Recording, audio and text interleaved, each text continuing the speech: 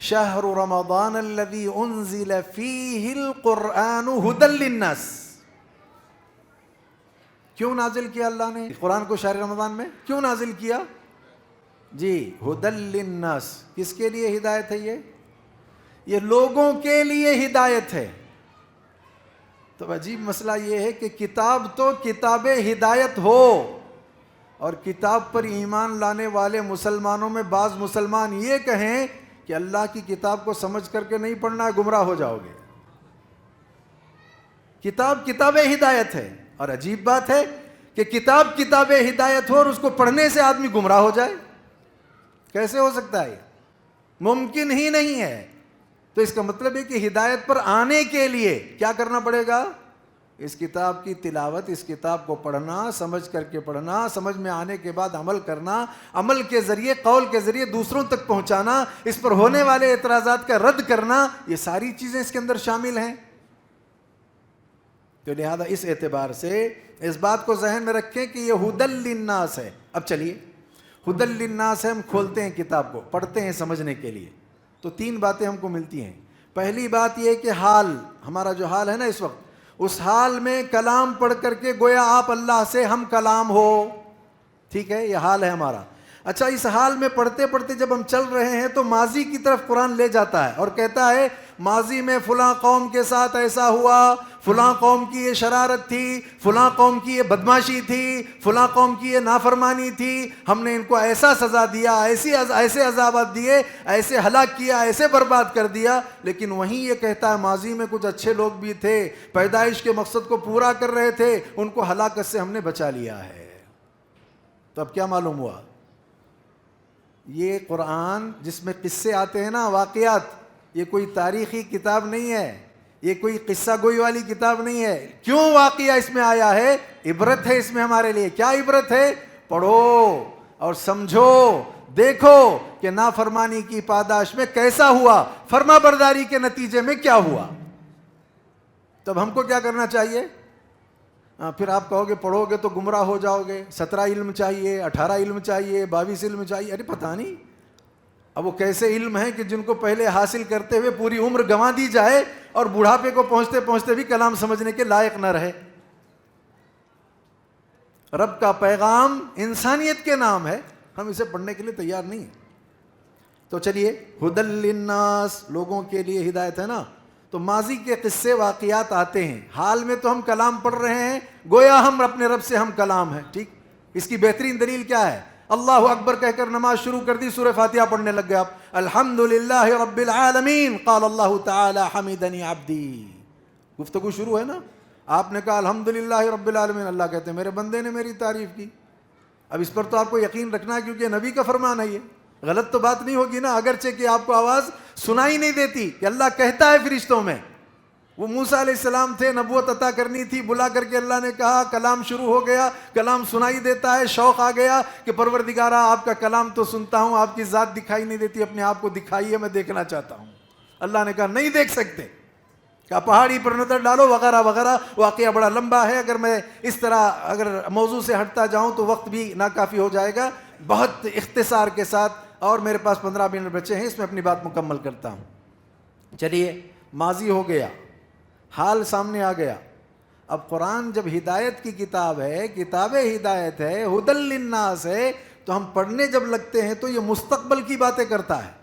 کہتا ہے آئندہ تم کو مرنا ہے اور یہ موت یقینی ہے. کل نفس ذائقۃ الموت، مرنا یقینی ہے. اچھا، اور آگے کی بات کرتا ہے، مرنے کے بعد قصہ ختم نہیں، برزخ میں جانا ہے. اور آگے کی بات کرتا ہے، برزخ میں نہیں، قیامت میں اللہ کی بارگاہ میں کھڑے ہونا ہے. اور آگے کی بات کرتا ہے کیا؟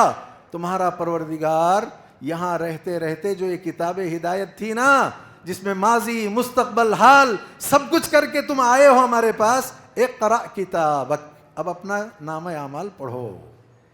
یہاں تک کی بات کرتا ہے، ساری چیزوں کو واضح کرتا ہے. اب اگر آپ اس کو سمجھ لیں، اپنے ذہن و سینے میں بٹھا لیں اور اس کے لیے تیاری شروع کر دیں تو بات بنے گی، وگرنہ بات بننے والی نہیں ہے. ٹھیک ہے، کیا کرنا پڑے گا اس کے لیے؟ قرآن کے حلقے قائم کرنے پڑیں گے. قرآن کے مساجد میں حلقے اس پر آئے گی بات، اس لیے ضمناً پہلے کہہ کے میں فارغ ہو رہا ہوں کہ رہ جائے تو بات پریشانی کی نہ ہو. حلقے قائم کیجئے، بیٹھیے، آپ اس میں سمجھنے کی کوشش کیجئے. اس اعتبار سے یہ کتاب ایسی ہے کہ اس سے جب ہم پڑھنے لگتے ہیں، یہ ہدایت والی جب کتاب ہے نا، ایک اور بات ہم کو معلوم ہوتی ہے. کیا؟ ہدی للناس، لوگوں کے لیے ہدایت ہے. اچھا، ماضی معلوم ہو گیا کیا کیا کچھ ہوا ہے، مستقبل کے بارے میں پتہ چل گیا کیا ہونے والا ہے اور کیا ہوگا، بہت ساری چیزیں ہیں. حال تو ہمارے سامنے کہ ہم کیا کر رہے ہیں وغیرہ وغیرہ. لیکن ایک اور بات قرآن بیان کرتا ہے، وہ کیا؟ قرآن کہتا ہے کہ بلکہ اللہ کا کلام، اس سے یہ ثابت ہوتا ہے کہ اس کلام کا موضوع انسان ہے. اس کلام کا موضوع کون ہے؟ انسان ہے. اسی لیے آپ دیکھیں سورۃ التین جب آپ پڑھیں گے تو وہاں انسان کی پیدائش کا اللہ نے ذکر کیا. والتین والزیتون وطور سینین وہذا البلد الامین لقد خلقنا الانسان فی احسن تقویم. اچھا، انسان پیدا ہو گیا تو پھر موضوع کیا ہے؟ اقرأ بسم ربک الذی خلق خلق الانسان من علق اقرأ وربک الاکرم. پڑھیے، رب کے نام سے پڑھیے. سوال پیدا ہوتا ہے کیا پڑھیں؟ انا انزلناہ فی لیلۃ القدر، جس کو قدر کی رات میں نازل کیا گیا اسے پڑھیے. آپ کسے نازل کیا گیا؟ اور عجیب بات دیکھیے قرآن مجید کو. اچھا، صرف قرآن پڑھ کر کے ہدایت پا سکتے ہیں کیا ہم؟ نہیں. اور آگے بڑھیے، آگے کیا ہے؟ رسول من اللہ یتلو صحفا مطہرہ. اسی کے بعد سورۃ ہے سورہ بینہ. یہ اللہ کے رسول کی زندگی بھی تو تمہارے لیے ضروری ہے نا. معلوم یہ ہوا کہ انسان مرکزی موضوع ہے اس پوری کائنات کا، اور قرآن کا موضوع بھی کیا ہے؟ انسان. ہدی للناس اسی لیے کہا ہے. اچھا، عجیب بات دیکھیے، یہ اس کا اپنا ایک عالم ہے، عالم انسان بولتے ہیں اس کو. اس عالم کے ساتھ کئی عالم اس کے ساتھ جڑے ہوئے ہیں، اور سارے عالموں کو اللہ نے اس کے لیے بنایا ہے. عالم حیوانات ہو، عالم جن ہو، عالم پرند ہو، عالم چرند ہو، چاہے جتنے عالم ہو، وہ سارے عالم کس کے لیے ہیں؟ انسان کے لیے ہیں. اب یہ سارے عالموں کے ساتھ جڑ کر کے، سب کے جو ہے اثرات سے بچا کر کے آخرت کی کامیابی پانے کی کوشش کرنا بہت جگر گردے کا، دل گردے کا کام ہے. بڑا مجاہدہ ہی ہے. اسی لیے آپ دیکھیں نا، اس میں سب سے بڑا مقابلہ اس شیطان کا جس نے یہ کہا ہے اللہ سے، تیرے سیدھے راستے پر بیٹھ کر کے کیا کروں گا، دائیں بائیں آگے پیچھے. اب سب سے بچا کر کے جانا ہے نا. معمولی بات ہے، یہ بڑی قربانی ہے. یہ ان تمام عالموں کے ساتھ جڑ کر کے پھر یہ ہے کہ ان میں ایسے منہمک نہ ہو کہ آخرت برباد ہو جائے. آخرت کو ذہن میں رکھ کر کے سب سے بچا کر کے نکلنا، یہ بڑی بات ہو گئی. یہ ایسا سمجھیے کسی فارسی شاعر نے، مجھے تو فارسی آتی نہیں، فارسی شاعر نے جو شعر پیش کیا تھا اس کا خلاصہ یہ ہے کہ گویا انسان کا اس دنیا میں معاملہ ایسے ہے کہ سمندر کے بیچوں بیچ ایک تختے پر لکڑی کے اس کو لے جا کر کے اللہ نے چھوڑ دیا ہے. پھر اللہ کی طرف سے پیغام بھی آیا کہ دیکھو بڑی بڑی موجیں ہوں گی، پانی بہت گہرا ہوگا، اور بہت ساری چیزیں اس میں خطرات والی ہیں. یاد رکھنا پانی کا ایک قطرہ بھی لگنے نہ پائے. کیا خیال ہے؟ موجیں بھی ہیں، بیچ سمندر میں ہے، لکڑی کا تختہ ہے اور گہرائی ہے. ان تماموں کے ساتھ بچا کر کے کہاں نہ آنا ہے؟ پار پڑنا ہے، کنارے پر پہنچنا ہے. تو ٹھیک ہے، اب سوال یہ پیدا ہوتا ہے ان سارے جھمیلوں میں پھنس کر کے ایک آدمی اگر اپنی آخرت کو، اپنی عاقبت کو سنوارنا چاہتا ہے تو کیا کرے؟ اس کو سمجھیے.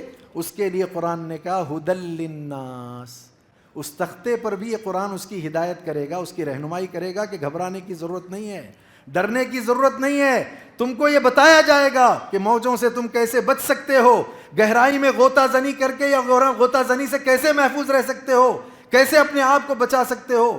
لہذا اس اعتبار سے کیسے تم پار لگ سکتے ہو، یہ دنیا کے جھمیلوں میں، آزمائش کے چکی میں کیسے جو ہے تم اپنے آپ کو جو ہے مصائب سے، آزمائشوں میں گھر کر کے اپنے آپ کو کامیاب کر سکتے ہو. یہ ساری چیزیں کہاں سے ملیں گی؟ قرآن سے. ہدی للناس. عجیب بات ہے، کتاب ہدایت ہے، پڑھیں گے تو گمراہ ہو جائیں گے. عجیب ہے. ان ھذا القرآن یہدی للتی ہی اقوم. سب سے زیادہ درست راستے کی رہنمائی اس کتاب سے ہوتی ہے. تو لہذا کیا کرنا چاہیے ہمیں؟ قرآن مجید کو پڑھنا چاہیے. اچھا، ایک بات اور بتا کر کے اپنی بات جلد ختم کروں گا. یہ قرآن مجید کو شہر رمضان میں پڑھنا کیا فرض ہے؟ کوئی ایک صاحب بولیں فرض ہے شہر رمضان میں پورے قرآن مجید کی تلاوت کرنا، پورے قرآن مجید کو پڑھنا فرض ہے؟ نہیں ہے۔ اچھا پھر یہ سوال پیدا ہوتا ہے کیا دیگر مہینوں میں بھی اس قرآن کی تلاوت کرنا فرض ہے؟ اب آپ یہ دیکھیں تلاوت قرآن جو پہلا مرحلہ ہے یہ اصل میں سنت ہے، اہل علم کہتے ہیں اس کو ہر مہینہ، صرف شہر رمضان میں پڑھنا نہیں، ہر مہینہ آپ پڑھتے رہیے، سنت ہے، ٹھیک۔ لیکن قرآن مجید کا علم حاصل کرنا، اس کے احکام کو سمجھ کر کے عملی شکل دینا، یہ کیا ہے؟ جو بنیادی چیزیں ہیں اس کو حاصل کرنا، یہ کیا ہے؟ طلب العلم فریضۃ علی کل مسلم۔ یاد رکھیے آپ، ایک بچہ حافظ قرآن ہے، مطلوب ہے قرآن کی حفاظت کے لیے، لیکن وہ مرنے تک صرف حافظ قرآن رہتا ہے، حروف کو یاد کر کے یہ بس کر لیتا ہے کہ اب مجھے معنی مطلب اس کے احکام کو سمجھنے کی کوئی ضرورت نہیں ہے۔ اس کے مقابلے میں اگر ایک حافظ قرآن نہ ہو لیکن وہ معانی، مطالب اور فہم اسلام پورا اسے آ گیا ہے، تو لہذا یہ حافظ قرآن ہوتے ہوئے بھی اسلام کے احکام کو عام کرنے کے لیے اس سے زیادہ اہمیت کس کی ہے؟ یرفع اللہ الذین آمنوا منکم والذین اوتوا العلم درجات۔ کیوں؟ اس نے مطلوبہ چیز پوری نہیں کی، فریضہ جو تھا اس کو پورا نہیں کیا ہے۔ قرآن کو پورا حفظ کرنا ایک اعتبار سے آپ اسے سنت سمجھ لیں، لیکن قرآن کا فہم، اس کو سمجھنا یا احکام اس کے کتاب و سنت کے کیا ہیں؟ طلب العلم فریضۃ علی کل مسلم۔ بلکہ عجیب بات یہ ہے کہ اقرأ کہہ کر کے حکم دیا گیا باقاعدہ، پڑھو۔ کس کو پڑھیں ہم؟ امام قرطبی رحمہ اللہ اجماع نقل کرتے ہیں کہ یہاں پڑھنے سے مراد پورا قرآن پڑھنا ہے، پورا قرآن پڑھو آپ۔ اقرأوا القرآن فإنه يأتي يوم القيامة شفيعا لأصحابه او كما قال عليه الصلاة والسلام۔ قرآن پڑھا کرو، یہ تمہارے لیے سفارشی بن کر کے قیامت والے دن آئے گا۔ تو پھر کیا کرنا چاہیے ہمیں؟ قرآن کی تلاوت پر بس نہیں کرنا ہے، بلکہ کیا کرنا چاہیے؟ قرآن مجید کا فہم، احکام کو سمجھنا، اس کو عملی شکل دینا۔ چھوٹی سی مثال دیکھیے آپ، انا انزلناہ فی لیلۃ القدر، قدر کی رات میں ہم نے اس کو نازل کیا۔ ایک ہی رات میں پورا قرآن اللہ نے نازل کیا ہے۔ کہاں؟ آسمان دنیا پر، بیت العزت میں۔ سوال پیدا ہوتا ہے نبی پر پورا کیوں نہیں اترا؟ اچھا یہ انا انزلناہ فی لیلۃ القدر اور سب سے آخر میں نبی پر اترنے والی جو سورت ہے اذا جاء نصر اللہ والفتح ورأيت الناس يدخلون في دين الله افواجا فسبح بحمد ربك واستغفره انه كان توابا، یہ آخر میں اترنے والی سورت۔ اب اتنا پورا 30 پاروں پر مشتمل اللہ کا کلام نبی پر اترتے اترتے کتنے سال لگے؟ 23 سال۔ کیوں؟ یہی ہے نقطہ سمجھنے کا۔ اس لیے کہ وہ آیات جب آئیں گی تو مقصود صرف حروف کی تلاوت نہیں ہے، اس کو سمجھنا ہے، سمجھ کر کے عمل کرنا ہے، اور نبی کا یہ عمل دوسروں کے لیے اسوہ بنے گا۔ لقد کان لکم فی رسول اللہ اسوۃ حسنہ، تم سب کے لیے اللہ کے رسول کی زندگی اسوہ ہے، نمونہ ہے۔ کیسے نمونہ ہوگی؟ احکام آتے رہیں گے، اس پر عمل ہوتا ہوگا، عمل ہوگا، اور عمل کے بعد یا اس کی وضاحت کے بعد وہ دوسروں کے لیے اسوہ اور نمونہ بنے گا۔ تو اس کے لیے اصل جو چیز، جو روح ہے اس کی، وہ کیا ہے؟ سمجھنا۔ کتاب انزلناہ الیک مبارک لیدبروا آیاتہ ولیتذکر اولو الالباب، بلکہ قرآن نے کہا افلا یتدبرون القرآن ام علی قلوب اقفالها، تالے لگ گئے ہیں دلوں کو، قفل لگ گیا ہے، کیوں تدبر نہیں کرتے ہو؟ لہذا یہ مقصود ہے۔ اسی لیے 23 سال مکمل عرصہ ہوا اس قرآن کے کامل اور مکمل ہونے کے لیے، اور اللہ کے نبی کی زندگی ہمارے لیے اسوہ اور نمونہ بنی۔ ام المومنین عائشہ رضی اللہ تعالی عنہا سے پوچھا گیا نبی کے اخلاق کیسے ہیں، کیا جواب تھا؟ جی کان خلقہ القرآن، نبی کے اخلاق کیسے ہیں؟ گویا قرآن ہے۔ ادھر قرآن آسمان سے اترا، عملی شکل میں دیکھنا ہو تو کہاں ہے؟ یہاں۔ لہذا اس اعتبار سے صرف اور صرف حفظ اسی پر بس نہ کیا جائے، بلکہ اس کے آگے کے مراحل بھی طے کیے جائیں، اس کو بھی مکمل کرنے کی کوشش کی جائے۔ یہ بنیادی چیز ہے، اس کی ضرورت ہے۔ آخری بات بتا رہا ہوں وہ یہ کہ اللہ کے نبی علیہ السلام نے فرمایا جو قرآن کی مومن تلاوت کرتا ہے، اب تلاوت سے مراد کیسی سمجھ گئے نا، سمجھ کر عمل کرنا وغیرہ وغیرہ۔ ہمارے اسلاف تو ایسے تھے کہ بقرہ کے احکام پر عمل کرنے کے لیے ان کو 1 2 سال نہیں، کئی سال لگے ہیں۔ چند آیتیں پڑھتے، احکام سمجھتے، پھر عمل کر کے آگے بڑھتے، پھر احکام سمجھتے، پھر عمل کر کے آگے بڑھتے. تو سورہ بقرہ کی تلاوت کے لیے 2.5 پارہ 2.5 سال نہیں، اس سے زیادہ. آپ اب اندازہ لگائیے تلاوت ایسی. تو اللہ کے نبی حدیث میں فرماتے ہیں جو توحید پرست پکا مومن قرآن کی تلاوت کرتا ہے اس کی مثال سنترے کی ہے. سنترا دیتے ہیں نا پھل، کیسا ہے؟ کھانے میں بھی بہت مزہ، اور باہر کیا پھینکتا ہے وہ؟ خوشبو. تو دیکھیے آپ اپنی ذات میں بھی بہت اچھے ہیں تلاوت کی وجہ سے، اور آپ کے اثرات باہر بھی بڑے اچھے ہو رہے ہیں. سنترے کی طرح ہے وہ. اور دوسرا، جو آدمی قرآن مجید کی تلاوت جو ہے کرتا ہے، کا مطلب یہ ہے کہ اس کے اندر احکام میں عملی کوتاہی وغیرہ نہیں ہے، قرآن کی تلاوت نہیں کر پاتا، تو اس کی مثال کیا ہے؟ عمل تو ہے اس کے پاس، اس کی مثال کھجور کی، ذات کے اعتبار سے مفید ہے، لیکن باہر اس کی خوشبو نہیں آ پا رہی ہے. اب اس کے بعد منافق کی مثال نبی نے پیش کی. یہ 2 مومن ہو گئے. اب تیسرا ایک منافق ہے، قرآن کی تلاوت کرتا ہے، بہت اچھی تلاوت کرتا ہے، بہت خوبصورت. کیسی؟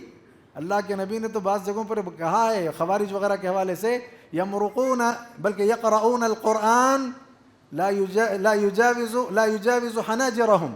وہ قرآن پڑھیں گے لیکن حلق سے نیچے قرآن نہیں اترے گا. یمرقون من الدین کما یمرق السہم من الرمیہ. دین سے وہ ایسے نکل چکے ہوں گے جیسے تیر کس سے نکلتا ہے؟ کمان سے نکل جاتا ہے. لیکن تلاوت بہت اچھی تلاوت ہوگی. عملی اعتبار سے، قلبی اعتبار سے سب عداوت دشمنی دلوں میں چھپی ہوئی ہے. تو ان کی مثال اللہ کے نبی نے فرمایا، ریحان ایک پھل ہوتا ہے جس کی خوشبو بہت ہوتی ہے لیکن وہ کڑوا ہوتا ہے. یہ بھی منافق کیسے ہوتے ہیں؟ کڑوے ہوتے ہیں. اچھا، آخری ایسا بدکار بد کردار بھی ہے کہ جو نہ قرآن پڑھتا ہے نہ عمل کرتا ہے. اس کی جو مثال اللہ کے نبی علیہ الصلوۃ والسلام نے دی، شیخ، وہ کون سا تھور کون سا پھل ہے؟ وہ ہمارے ایک پھل ہوتا ہے بلکہ انتہائی کڑوا، نہ کھانے میں مزہ ہے نہ اس کے اندر کوئی خوشبو ہے. اللہ کے نبی علیہ الصلوۃ والسلام نے اس سے اس کی مثال دی ہے. تو معلوم یہ ہوتا ہے کہ ہمارے لیے ضروری ہے کہ ہم قرآن کی تلاوت کریں، قرآن کی تلاوت کا اہتمام کریں. جو آدمی قرآن کی تلاوت میں مشق کر کے مہارت حاصل کرے گا، جیسے کمپنیاں ماہر آدمی کو اونچا پوسٹ دیتی ہیں، اللہ بھی ایسے جو اس کے کلام میں مہارت حاصل کرتا ہے آخرت میں اس کو اونچا پوسٹ دیتے ہوئے کہیں گے کیا؟ مع السفرۃ الکرام البررہ. انتہائی مقرب فرشتوں کے ساتھ تم کھڑے ہو جاؤ. ماہر قرآن، الماہر بالقرآن مع السفرۃ الکرام البررہ.